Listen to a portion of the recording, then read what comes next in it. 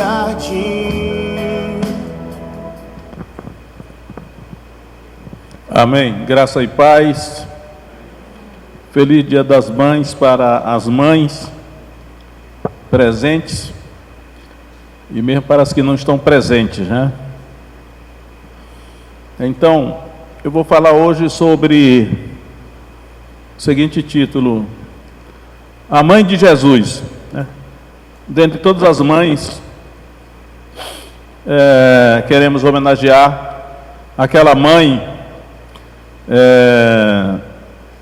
que julgamos ser a mais importante, porque eu entendo que a importância da mãe, o valor da mãe, está na direta proporção do filho.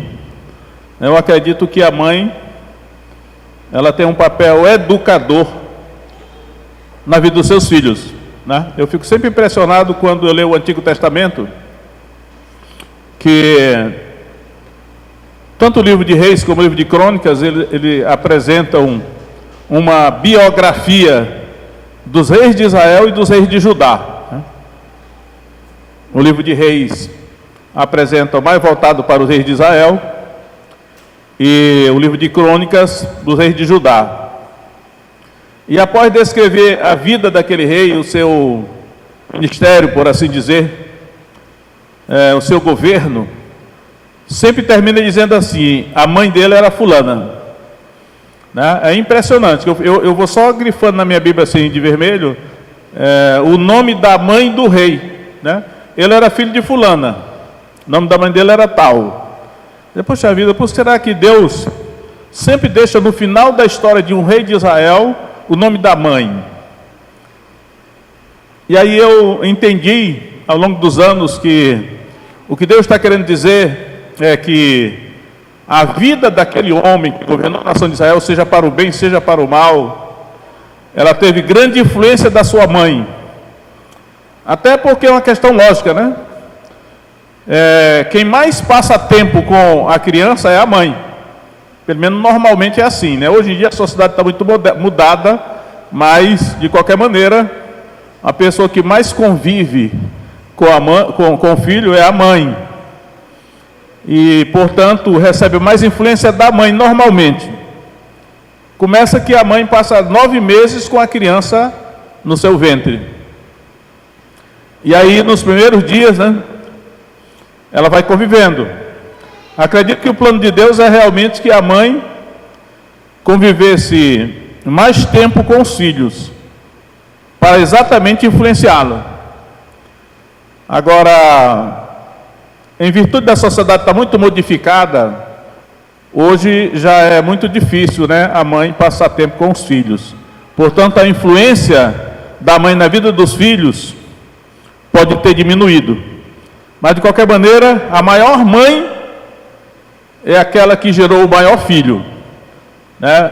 E aí, nós vamos falar a respeito de Maria, alguns minutos aqui.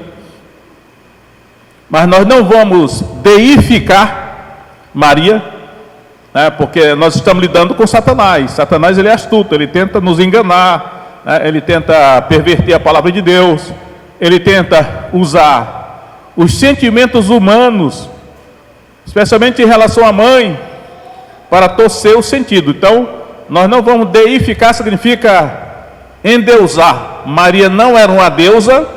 Lamentavelmente, que eu vejo por todo lugar do Brasil, pessoas super inteligentes, instruídas, e colocando Maria como uma deusa. Eu digo, só pode ser uma operação das trevas para enganar os seres humanos. Maria não é deusa, ele é um ser humano, né? Ela é a criatura. Eu digo, Senhor, eu orei hoje, eu digo, Senhor, eu não quero, ao comemorar o Dia das Mães, honrar mais a criatura do que o Criador, né? Porque isso pode trazer o mal para nossas vidas. Então, mas dentre os seres humanos, Jesus disse assim: dentre os nascidos de mulher, não existe nenhum homem maior do que João Batista. Naturalmente que ele está falando fora Jesus, né? Jesus também nasceu de mulher. Mas ele disse assim, mas o menor no reino dos céus é maior do que ele. Então, nós temos uma categoria aqui de seres humanos E temos uma categoria do reino de Deus, que são os renascidos, né? E temos dentre as mulheres do mundo, a maior delas foi Maria. Por quê? Porque foi a mãe do maior filho, o Filho de Deus, né? O filho dela sim é Deus, o filho dela sim deve ser adorado, o filho dela é o nosso rei. Por isso essa honra para ela, enquanto ser humano, enquanto uma mulher piedosa, mas como criatura, né? Então, eu já quero deixar para os irmãos isso aqui, que eu vou falar um pouco aqui sobre Maria, mas sempre com esse cuidado de não honrar mais a criatura do que o Criador, que é bendito eternamente, amém, diz a Escritura, né? Eu vou considerar aqui no início, no Evangelho de Lucas. O Evangelho de Lucas é o que dá mais detalhes, é o que fala mais extensamente sobre o nascimento de Jesus e a vida de Maria, logo no início, né? Naturalmente tem outro detalhe que estão em Mateus, mas hoje eu não vou olhar para o Evangelho de Mateus, eu vou considerar o Evangelho de Lucas por enquanto. Lucas capítulo 1, verso 26. O anúncio do nascimento de Jesus, né? O anjo Gabriel, ele foi enviado para falar com Maria. Acredito eu que Maria era uma jovem, quem sabe 17, 18 anos, eu imagino isso. Naturalmente José era bem mais velho do que ela. Então veja só, Lucas 1, 26. E no 6º mês foi o anjo Gabriel enviado por Deus a uma cidade da Galileia chamada Nazaré, a uma virgem desposada com um homem cujo nome era José, da casa de Davi, e o nome da virgem era Maria. No grego a palavra Maria é Mariã, só para os irmãos saberem. E entrando o anjo onde ela estava, disse: salve agraciada, o Senhor é contigo, bendita és tu entre as mulheres. E vendo ela, turbou-se muito com aquelas palavras, pois considerava que saudação seria esta. Disse-lhe então o anjo: Maria, não temas, porque achaste graça diante de Deus. E eis que em teu ventre conceberás, e darás à luz um filho, e pôr-lhe-ás o nome de Jesus. Este será grande, e será chamado Filho do Altíssimo. E o seu Deus lhe dará o trono de Davi, seu pai. E reinará eternamente na casa de Jacó, e o seu reino não terá fim. E disse Maria ao anjo: como se fará isto, visto que não conheço homem algum? Aqui no sentido de eu entender, né, que conhecer no sentido de intimidade, manter relação sexual. Essa é a linguagem da Bíblia, né? Para aqueles que não estão familiarizados com esta linguagem. Não conheço homem algum. E respondendo o anjo, disse-lhe: descerá sobre ti o Espírito Santo, e o poder do Altíssimo te cobrirá com a sua sombra. Por isso também o santo que de ti há de nascer será chamado Filho de Deus. E eis que também Isabel, tua prima, concebeu um filho em sua velhice. É este o 6º mês para aquela que era chamada estéril, porque para Deus nada é impossível. Disse então Maria: eis aqui a serva do Senhor, cumpra-se em mim segundo a tua palavra. E o anjo ausentou-se dela. Então, irmãos, que privilégio, né? Para Maria, essa jovem. Deus tem os seus escolhidos na terra. Naturalmente, Deus, Ele observa os seres humanos. Ele não escolheu Maria de qualquer maneira, nem de sopetão, de improviso. Mas Ele escolheu Maria para ser a mãe do seu filho aqui na terra, porque naturalmente alguma virtude Ele viu nela. Não uma deusa, né? Não uma pessoa impecável, mas dentro da limitação dos seres humanos, ele viu naturalmente uma jovem piedosa, né? Lembrando que lá no Antigo Testamento Deus diz assim: o homem olha para o que está diante de si, a aparência física, mas o Senhor olha para o coração. Deus olha para o coração. Com certeza Deus olhou para o coração de Maria, aquela jovem piedosa, e ele se agradou naturalmente de Maria, né? Lembrando que nesse Evangelho de Lucas, no primeiro capítulo também, fala de um casal que é Zacarias e Isabel. E Isabel, é impressionante que Zacarias e Isabel, aqui é um contraste que o Espírito Santo faz, né? O Novo Testamento começa com um casal de idosos tendo um filho, um milagre, e uma jovem começando a sua vida adulta, uma virgem, também tendo um filho sem ter relação sexual com o homem. E aí eu vou ler o versículo 6 de Lucas 1,6, diz assim: e eram ambos justos perante Deus, andando sem repreensão em todos os mandamentos e preceitos do Senhor. Eu digo, rapaz, esse casal aí era fera, né? Os dois já velhos, Zacarias e Isabel, ambos eram justos perante Deus, andando irrepreensíveis em todos os mandamentos e preceitos do Senhor. Imagine a santidade, né, desse casal aí. E eu acredito que Maria estava no mesmo patamar, né? Naturalmente, Isabel já tinha uma vida longa diante de Deus, né? A sua piedade já tinha sido colocada à prova. Maria ainda estava começando a vida, mas acredito que era uma jovem igualmente piedosa, porque Deus a escolheu. Aliás, eu sou tentado aqui a dar uma explicação sobre essa questão textual, né? Em Isaías 7,14,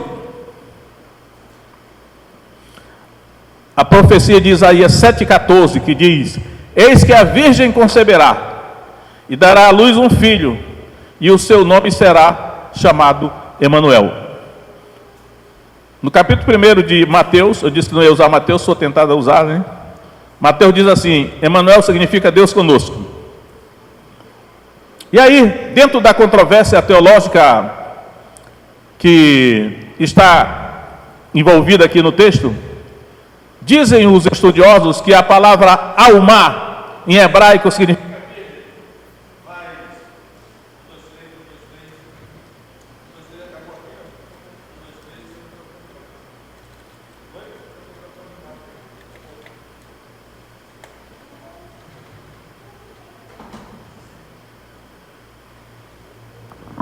um, dois, três agora. Então, irmãos, em Isaías 7,14, a palavra hebraica alma, os estudiosos dizem que não significa necessariamente uma virgem, mas uma jovem.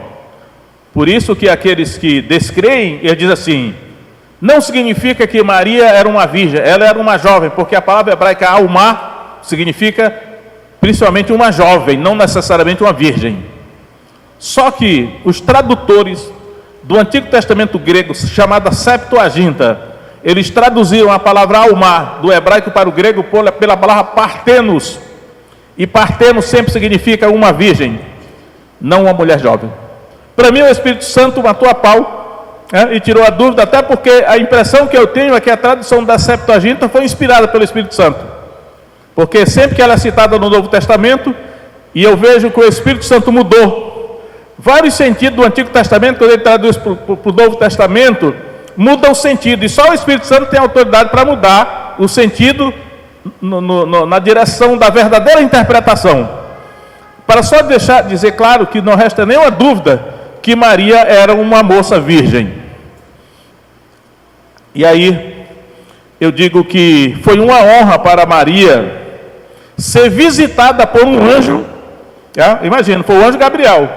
Gabriel já tinha sido enviado 6 meses antes para falar com Zacarias. É interessante que no caso de Zacarias e Isabel, o anjo falou com o homem, falou com Zacarias.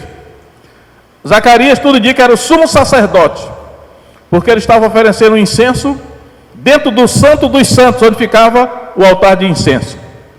E o anjo falou com ele dentro do Santo dos Santos, ao lado do altar de incenso.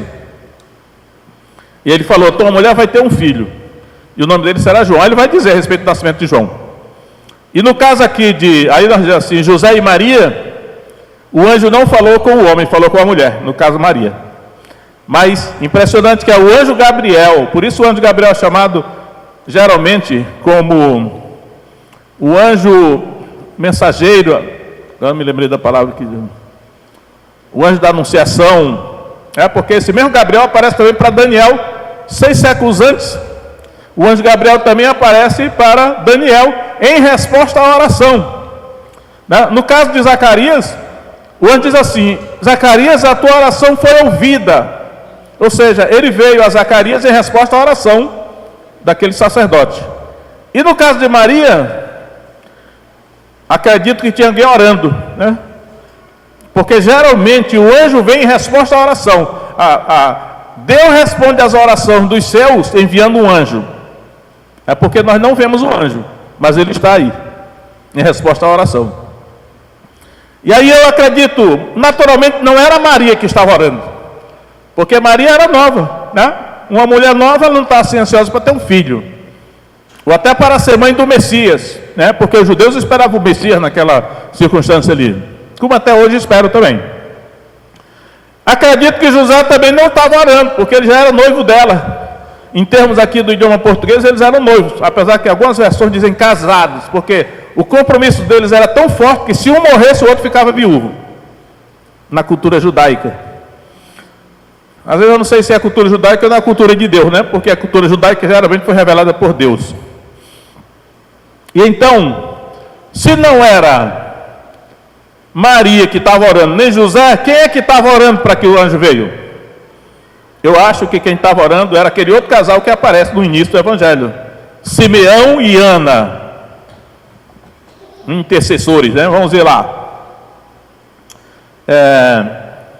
Lucas 2, 25. Havia em Jerusalém um homem cujo nome era Simeão. Este homem era justo e temente a Deus. Interessante que ele é justo. Quando a Bíblia diz que alguém é justo, pesa muito, porque a Bíblia não usa a palavra desnecessária, né? Esse homem era justo, esperando a consolação de Israel, e o Espírito Santo estava sobre ele.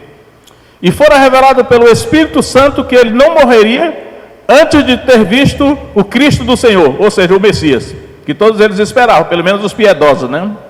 E pelo Espírito foi ao templo, e quando os pais trouxeram o menino Jesus, para com ele procederem segundo o uso da lei, ele então tomou em seus braços, louvou a Deus e disse: agora, Senhor, despedes em paz o teu servo, segundo a tua palavra, pois já os meus olhos viram a tua salvação, ou seja, o Messias, a qual tu preparaste perante a face de todos os povos, luz para iluminar nações,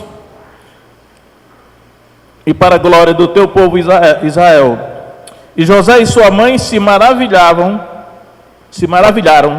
das coisas que dele se diziam.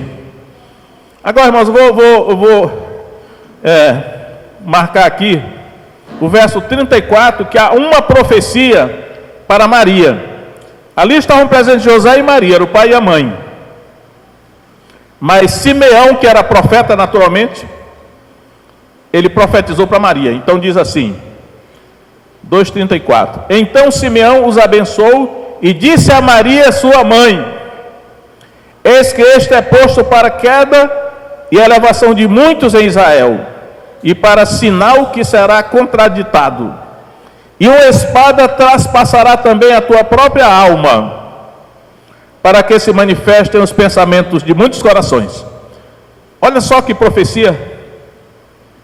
Eu não sei se essa profecia aqui trouxe algum alento, alguma alegria para Maria. Naturalmente pode ter trazido a tristeza, né? Porque uma espada traspassará também a tua alma. Ele estava profetizando sofrimento. Ele está dizendo assim: olha, Maria, por causa desse menino aí que você deu à luz, você vai sofrer muito. E naturalmente ela sofreu quando viu Jesus sendo torturado, crucificado. Era o seu filho que estava ali com 33 anos, né? Naquela situação. Tinha outra pessoa orando também pela vinda do Messias. Aqui estava, verso 36. Estava ali e estava ali a profetisa Ana, filha de Fanuel, da tribo de Azer. Esta era já avançada em idade e tinha vivido com o marido 7 anos, desde a sua virgindade. Ela passou 7 anos casadas e o marido morreu. E era viúva de quase 84 anos. E não se afastava do templo, servindo a Deus com jejuns e orações, de noite e de dia. Chegando na mesma hora, ela dava graças a Deus e falava dele a todos os que esperavam a redenção em Jerusalém. Então, irmãos, e aí já sabemos então que por que o anjo veio para falar com Maria. Havia 2 intercessores de peso, orando pela vinda do Messias. E por isso o anjo veio. Será que hoje tem alguém orando pela vinda do Messias, que no caso é Jesus, né? Pela segunda vinda, o segundo advento. O Novo Testamento chama de vinda, né? Parousia. Mas vamos dar uma parada aí. Não, vamos, ainda no capítulo 2 de Lucas, estou falando sobre a mãe de Jesus.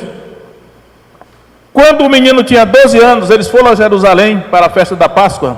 Todos os anos eles iam. E aí, à luz do Antigo Testamento, só os homens eram obrigados a ir. Mas nesse caso, Maria, sendo piedosa, foi também. E depois que eles caminharam um dia, descobriram que o menino de 12 anos, Jesus, não estava com eles na caravana.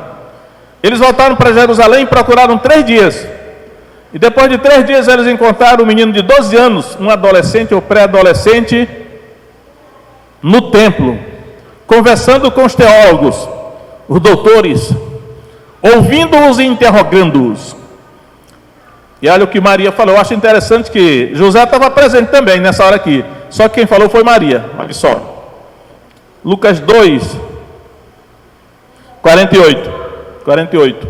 E quando o encontraram, se surpreenderam, e disse-lhe sua mãe: Filho, por que fizeste assim para conosco? Eis que teu pai e eu, ansiosos, te procurávamos. E ele lhes disse: Por que é que me procuráveis? Não sabeis que me convém tratar dos negócios de meu pai? Naturalmente, mas esse pai aqui é Deus, o menino de 12 anos já tinha consciência de que Deus era seu pai e que ele devia tratar dos negócios do seu pai. Muito tempo depois, já adulto, Jesus vai dizer assim: a minha comida é fazer a vontade daquele que me enviou e cumprir a sua obra. Ele não perdeu o foco, né? Se manteve ali. E aí eu digo para vocês aqui, mães, a maior herança, a maior bênção que uma mãe pode deixar para os seus filhos é o conhecimento de Deus, é o temor a Deus, é o conhecimento da palavra de Deus, porque essa vai ser a maior arma, a maior proteção e a bênção para a vida dele.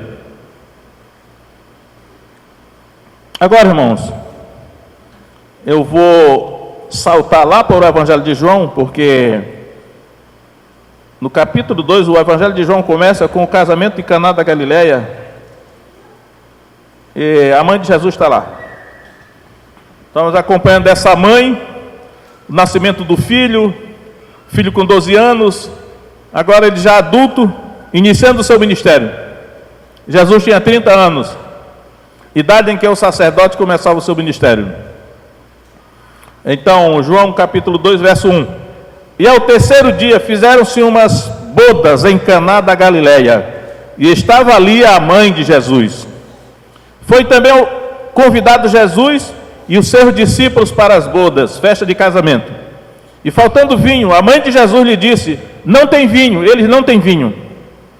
Disse-lhe Jesus: mulher, que tenho eu contigo?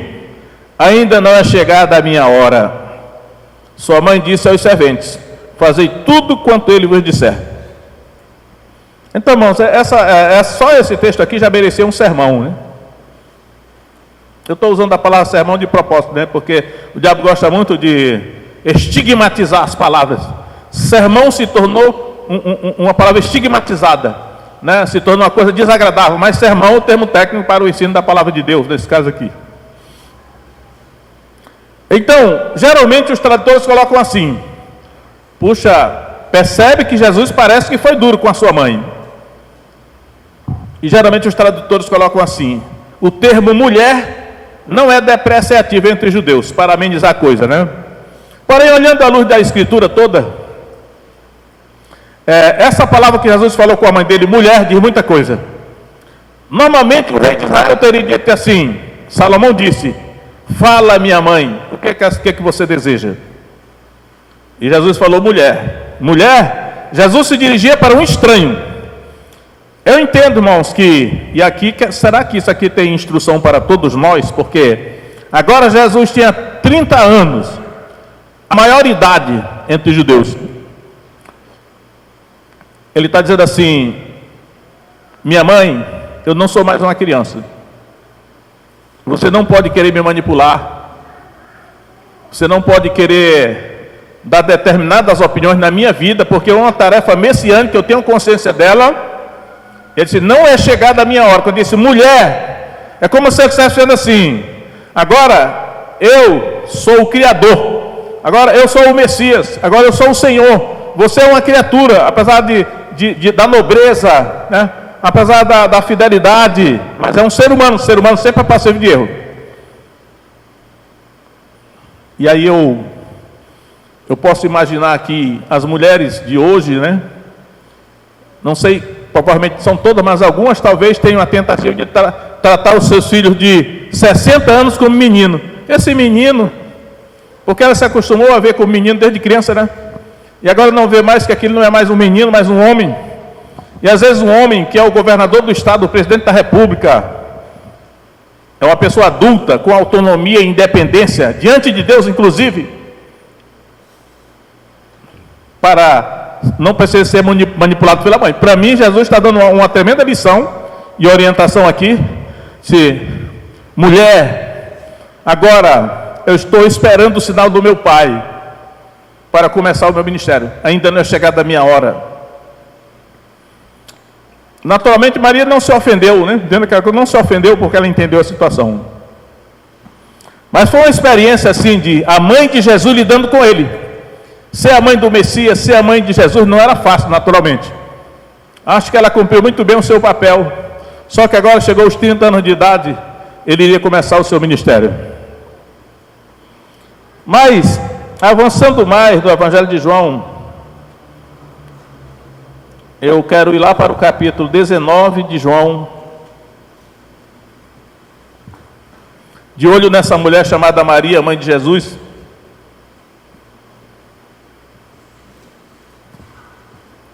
João 19, 25.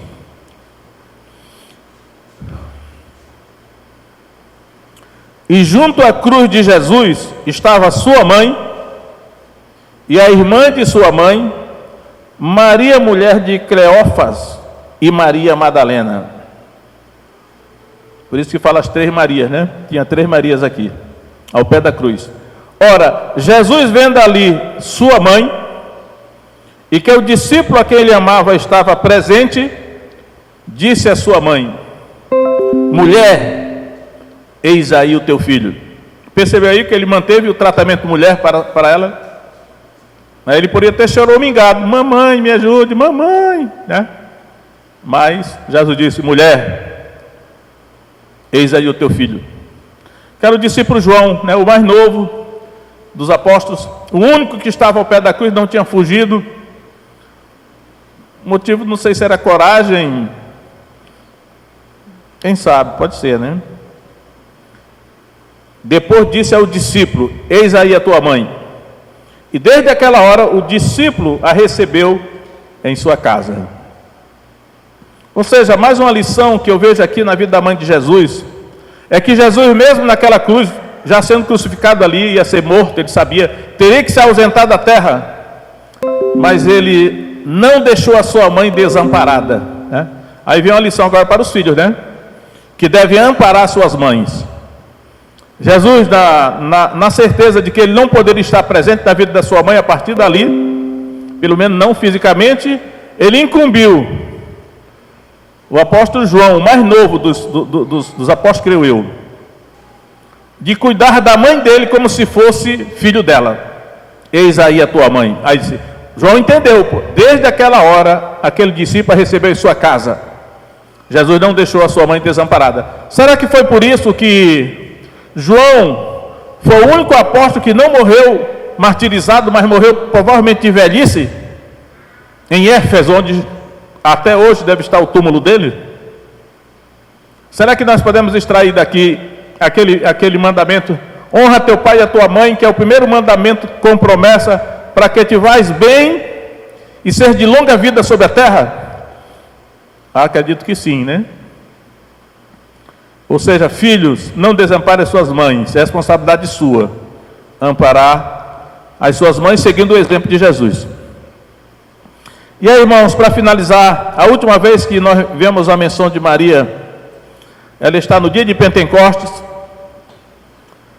A piedade de Maria transparece por toda a Bíblia, era uma mulher piedosa, certamente uma mulher de oração, né?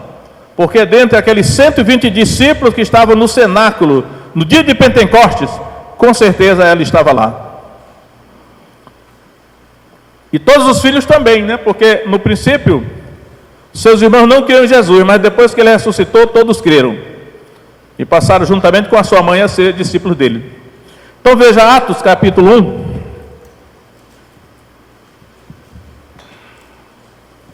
Verso 12.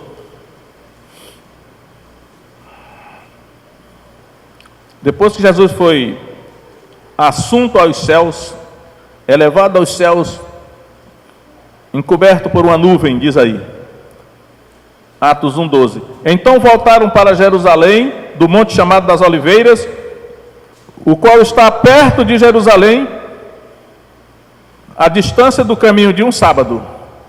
E entrando, subiram ao cenáculo, onde habitavam Pedro, Tiago, João e André, Filipe, Tomé, Bartolomeu e Mateus, Tiago, filho de Alfeu, Simão, o zelador, e Judas, irmão de Tiago. Todos estes perseveravam unanimemente em oração e súplicas com as mulheres e Maria, mãe de Jesus, e com seus irmãos. É a última menção de Maria que eu me lembro aqui que no Novo Testamento, da mãe de Jesus. Está no meio dos discípulos, né? Orando, seus filhos todos lá também. E naturalmente no dia de Pentecostes, quando o Espírito Santo foi derramado no cenáculo, todos eles foram cheios do Espírito Santo. E, portanto, participaram do início da igreja. Então, irmãos, neste dia em que homenageamos as mães, damos graças a Deus por Maria, mãe de Jesus, porque trouxe a luz ao mundo o maior filho. E hoje eu acredito que é a mesma situação, né? A mãe mais importante é aquela que é a mãe do maior filho, porque os filhos podem ser um teste na vida das mães, né? Para que eles sejam uma bênção neste mundo, para Deus, para a sociedade, para a sua família. E aí, com certeza, todos nós temos que aprender, né? Temos sempre pronto e precisamos aprender como ser mães, que Deus realmente espera que as mães sejam, e como ser filhos. Todos nós somos filhos de alguém, né? Para que assim nós possamos ser aquele povo peculiar, né? Um povo que Deus escolheu, né? Deus visitou os gentios para buscar dentre eles um povo para o seu nome. E Lucas começa com aquela profecia, dizendo assim: eis que eu vos enviarei o profeta Elias, antes que venha o grande e terrível dia do Senhor. Embora essa parte aqui Lucas não cita. A profecia de Malaquias, ele diz assim: ele converterá o coração dos pais aos filhos, e o coração dos filhos aos seus pais, para que eu não venha e fira a terra com maldição. E Lucas repete assim: ele converterá o coração dos pais aos filhos, e os rebeldes à prudência dos justos, a fim de trazer para o Senhor um povo bem disposto, um povo apercebido. E nesse povo chamado igreja, que é o povo dele, as mães têm em Maria um exemplo, né? A ser imitado. E os filhos têm em Jesus outro exemplo a ser imitado. Então, parabéns todas as mães, e todos os filhos, porque não dá para separar a mãe dos filhos. E que o nosso Deus seja exaltado, né? E o seu Filho Jesus Cristo, neste dia, em nome de Jesus. Amém. Agora, irmãos, vamos passar aqui a um momento mais social, por assim dizer, né? Eu vou pedir que todas as mães que estão aqui fiquem em pé.